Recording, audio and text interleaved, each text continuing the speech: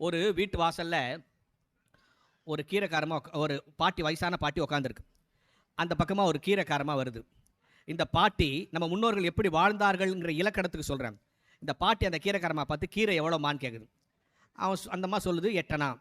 உடனே இந்த மாதிரி 4 நாக்கு கொடுப்பியா? இல்லை 8 அணா. 8 அணான்னு ஒரு ஹீட்டட் ஆர்குமெண்ட் நடக்குது. எவ்வளோக்கு? 4 நாக்கு.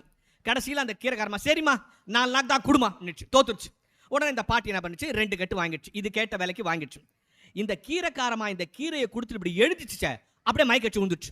உடனே இந்த பாட்டி கடகடன் தண்ணி தெளிச்சு என்ன ஆச்சுன்னு உள்ள போய் காஃபியை சுட வச்சு கொடுத்து, அதுக்கு வச்சு இந்த 2 இட்லி கொடுத்து, என்ன காலையில் சாப்பிடாம வந்துட்டியான்னு சூடா ஒரு தோசை சுட்டு கொடுத்து, மத்தியானம் சாப்பிடாம இருக்காதுன்னு கையில் ஒரு 30 ரூபா கொடுத்து தான் பழைய புடவை ஒன்று கொடுத்துச்சு.